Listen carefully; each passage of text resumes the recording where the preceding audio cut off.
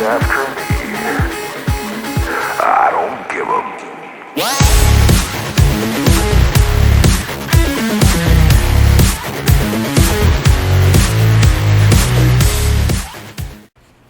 Okay, guys, this is round 2. We had major technical difficulties with this before. This video is fairly long, so we've chopped it up into 3 separate segments of 15 minutes apiece. A subscriber actually recommended this, and it's the title is called Diet, Health, and the Wisdom of Crowds. So hopefully we can get it done this time. And by the way, I'm rocking the Robert Oberst merch today. He's a strong man, so strong and pretty. It's his catchphrase.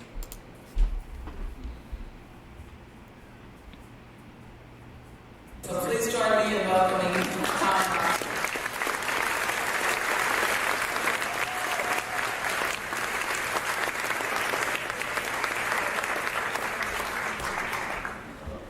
Very happy to be here. I'm actually surprised to be here. It kind of came out of left field when Sally asked me if I would come and speak, and I said I would be honored and delighted.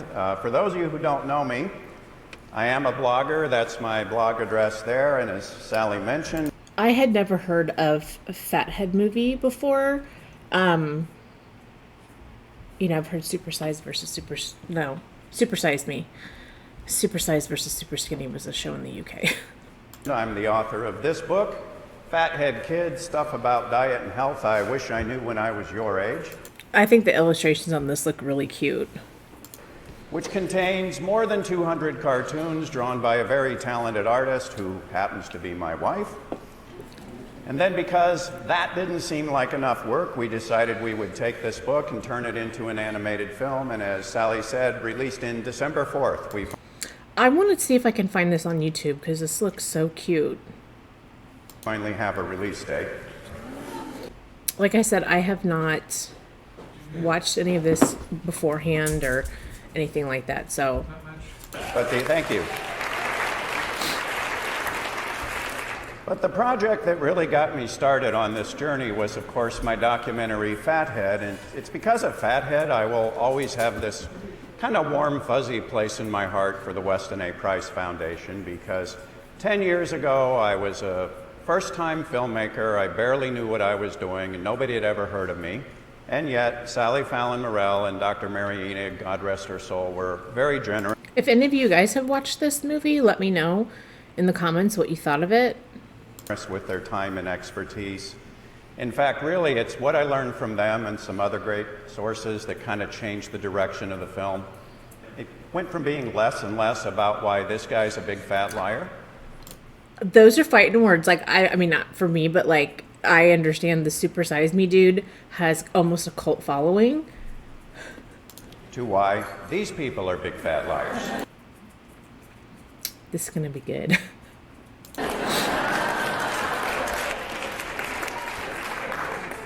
And what I learned while making Fathead not only changed the direction of the film, it really changed the direction of my life, because we were living near Hollywood at the time. My wife and I started really thinking about what it means to have a healthy lifestyle. Start asking myself questions like, do I want my kids to become LA kids? It's a little tattoo dreads. It's hilarious. Do I want my children addressing me as dude? So we started thinking, it might be better if we at least got them outside the Los Angeles area, maybe 2,000 miles outside the Los Angeles. When my parents split up the summer before I turned 10, we were living in Orange County, and my dad got custody of me and my mom got custody of my older sister, Tasha. And it was very interesting because my father took me out literally to the country in Arizona, and how differently my sister and I turned out. It was fascinating, really. This area.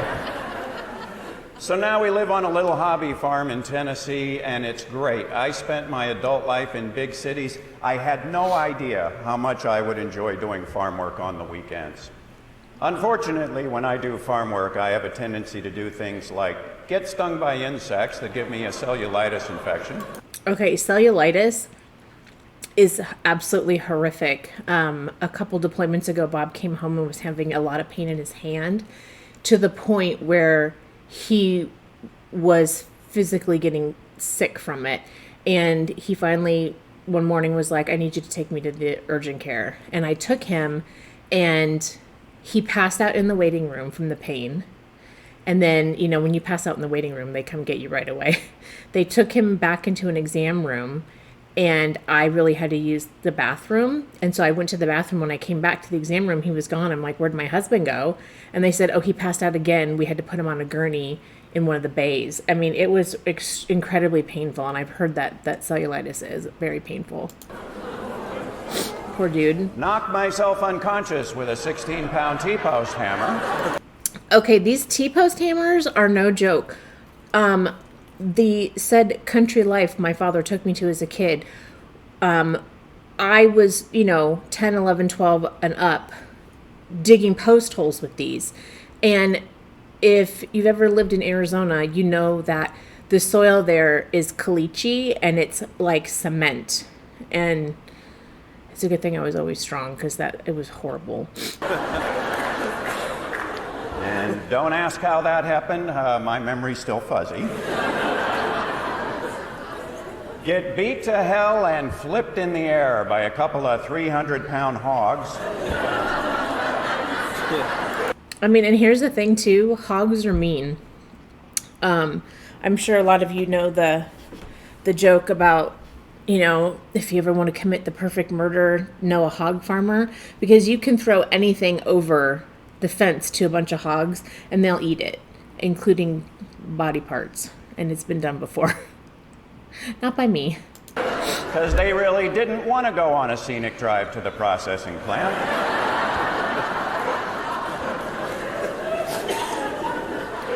And also continue working on the farm while ignoring the pain in my shoulder that turned out to be a bone spur that severed my bicep tendon. Oh my God. Yes. So other than that, it's a great lifestyle. The only problem is we raise more of our own food now, so I've been eating stuff like sausage and pork chops and fresh eggs and other foods that are going to kill me. In fact, I eat so much of this stuff, by some estimates, I've already been dead for 3 years. And I know these foods will kill me because for years I've been seeing warnings from the experts that look something like this. Certain foods are high in saturated fat. This is the average amount of saturated fat a person consumes in a month. If you eat too much of this, then over time fatty deposits could build up in your arteries, and this increases your risk of heart disease.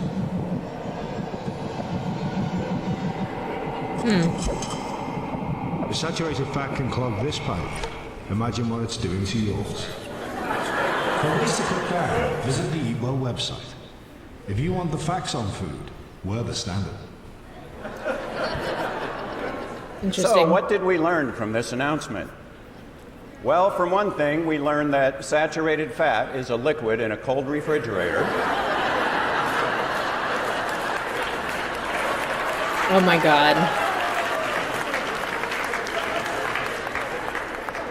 Then becomes solid in a room temperature drain. But more importantly, we learned that any food that clogs your kitchen sink will clog your coronary arteries. I mean, this is funny. It's interesting because, obviously the illustration has everyone grossed out. Like the thought of pouring fat down your drink, that's right? Like, this is interesting. I have some friends from like high school who are carnivore, and this is interesting because they are literally hardcore carnivore, and their triglycerides are great, their cholesterol is great. So this is interesting. I'm going to be interested to see what he says. Well, of course, this got me wondering what other foods were lurking in my kitchen, just waiting to clog my coronary arteries. So I hired a couple of lab assistants. Aww. And we set out to conduct a series of experiments. Over the course of our research, we discovered that bread will clog your coronary arteries. Can you imagine this being your dad? This would be so fun. And bananas will clog your coronary arteries. Brussels sprouts will clog your coronary arteries. I like Brussels sprouts, but they have to be prepared a certain way, and for many years I would have rather shoved them down the sink. Although that probably wouldn't happen if you freaking cook them first. We learned that from the guy we brought in to fix the lab equipment. The butt crack.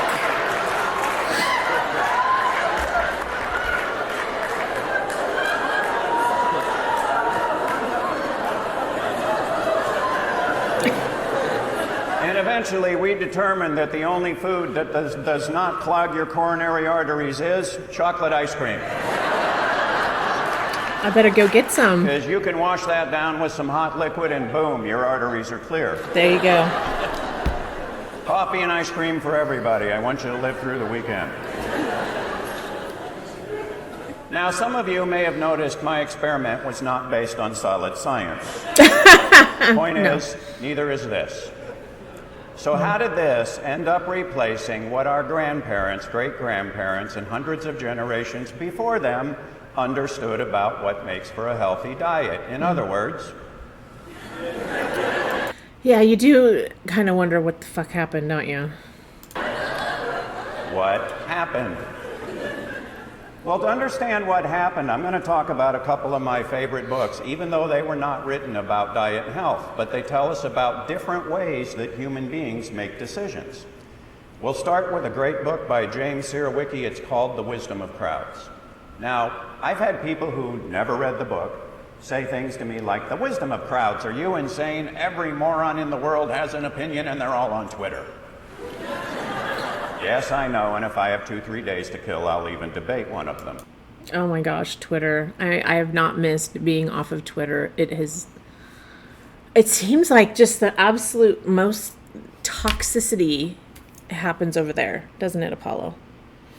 And you know, since I've been off Twitter and Facebook, I have a lot less stress. But the wisdom of crowds is not about taking advice from people who don't know what they're talking about. The wisdom of crowds simply means that knowledge is diffuse. It means you can take any subject and millions, if not millions, thousands of people out there know something about it. And if those people have a way of sharing what they know, they often come up with better solutions than the supposed expert. Little groups of experts don't have as much combined knowledge as the crowd. That's true, though. I mean, you know, think about, like, I've had meetings with doctors about, like, when we were figuring out my autoimmune stuff. And I remember one time I had a meeting with 3 doctors, and one of them said, between the 3 of us combined, we have 85 years of experience with your particular autoimmune disease. And that always made me feel better, you know, sometimes the masses are better. You know, more knowledge is better, usually, right? I think. Because little groups of experts almost never have as much combined knowledge as we find out there in the crowd. The wisdom of crowds is based largely on experience. This is the kind of knowledge that we gain by doing things and seeing what the results are. The wisdom of crowds is unplanned. Nobody's in charge of it. Nobody makes the final decision because it's based on spontaneous interaction. I like that because, you know, I was talking to Marcia the other day about scientific studies and how you can really go online and usually find at least one scientific study that will back up whatever you're saying. And you really have to find multiple studies over many years to come up with a solid scientific argument.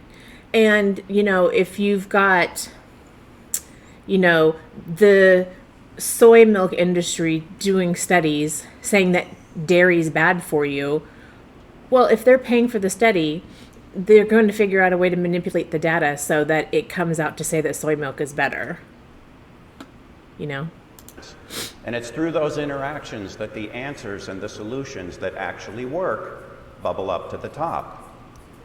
The wisdom of crowds develops over time. Now, doesn't this sound kind of familiar, especially to people in this group? Of course it does, because for most of human history, this is how we knew which foods were good for us. Right. This was the knowledge of the village. It was the knowledge of the tribe. You know, it's interesting to me too, though. Like okay, so when I was a child, and I say child, a teenager, like early to mid-teens, like 13, 14, 15, my grandparents, my dad's parents, would take me and my cousin Jessica back to Missouri in the summer and spend some time back there, a couple weeks, I want to say. And we'd always go to my Aunt Minnie and Uncle Ralph's farm, and they had dairy cattle, and they had wheat fields and stuff. And it was like stepping back in time 100 years, because my Aunt Minnie would get up in the morning and at the crack of dawn and immediately start preparing breakfast. And if we had biscuits, they were handmade that morning. You know, everything was, you know, the eggs came from the chicken coop that morning. You know, anything vegetable-wise they had grown. And as soon as she finished cleaning up the breakfast dishes and the men went out to work, she started preparing for lunch, because everything was, like I said, home cooked and made from scratch. And my mouth was watering because it was so good. And I'm in a cut right now, and oh my God, I'm just thinking about how yummy everything was. I remember going down into her cellar, and the walls were lined with all the vegetables and fruits that she'd canned and pickled and stuff. And oh, so good. And like at nighttime after dinner, if we wanted ice cream, we made homemade ice cream. You know, so everything was from scratch, and it wasn't a bunch of additives and stuff. And it was just this process over the day, and everything was manual labor. And you know, she would take care of the home and the cooking and the cleaning and that, and the men would go out and take care of the cattle in the fields, and they worked their asses off. And sometimes I feel like, you know, I looked at my Uncle Ralph was in his 80s, and he wasn't fat. Aunt Minnie was a little plump, but like, he wasn't fat because he worked, and he needed that fuel to go do that manual work, where nowadays we don't work like that anymore. It was the knowledge that was passed down over the generations. Not that long ago, it was still the kind of knowledge we relied on, even in countries like the United States. And I'll give you an example. This poster was put out by the US government in the 1940s. Meat, eggs, whole milk, and butter were all called protective foods. And look, there's no margarine and no Cheerios. What if you were a diabetic? Well, almost 100 years ago, the cookbook for diabetics told them to eat meat, eggs, fish, butter, cream, and cheese. Okay, so my sister and her son were type 1 diabetics. So there's type 1 and type 2. Type 1 is usually called juvenile diabetes because you're born with it. My sister was diagnosed and she was like 3, and so was her son. Unfortunately, they both passed away due to complications from their diabetes.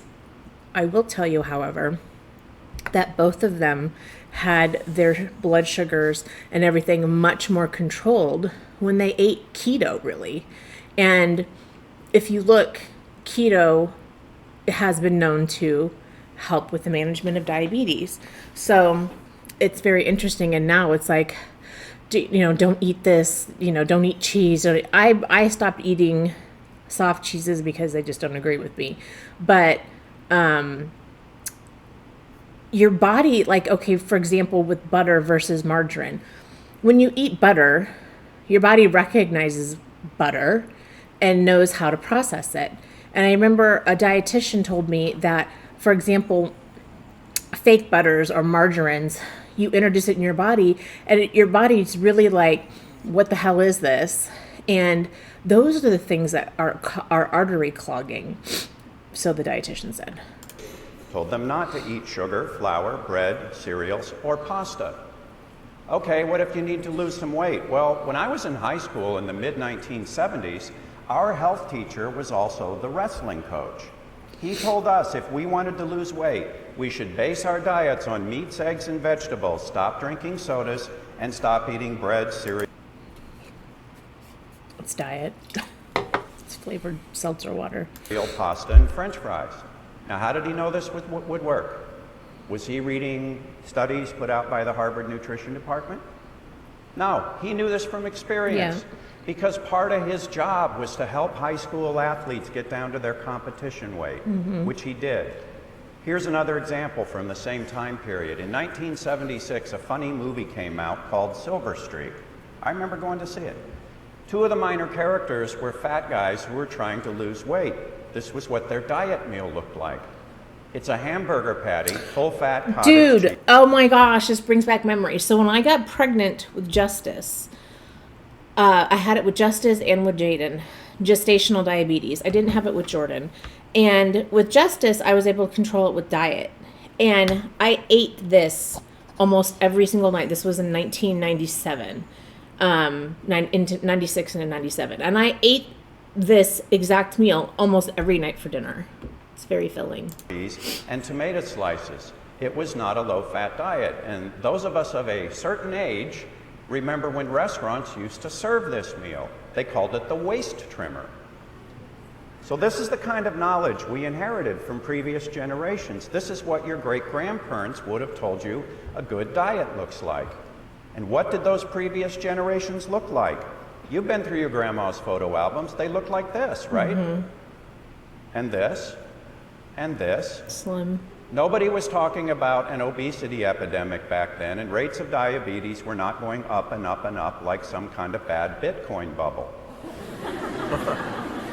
And yet we abandoned this wisdom of crowds. We decided that the key to living a long and healthy life was to eat foods that only exist because of modern industry. So it's interesting. One of the things that behind the X there, it says meats.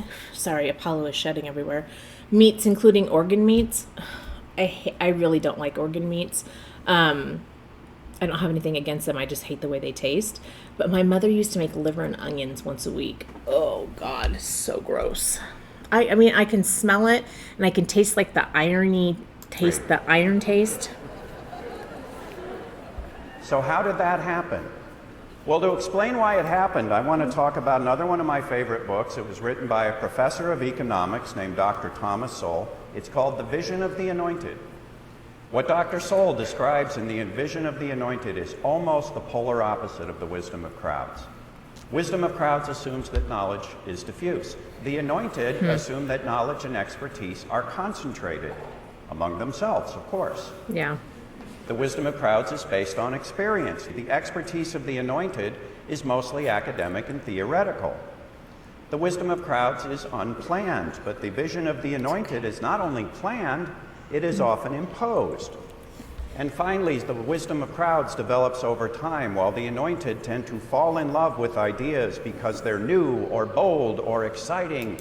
This is really interesting to be watching in this day and age, isn't it? Or just exquisitely expressed.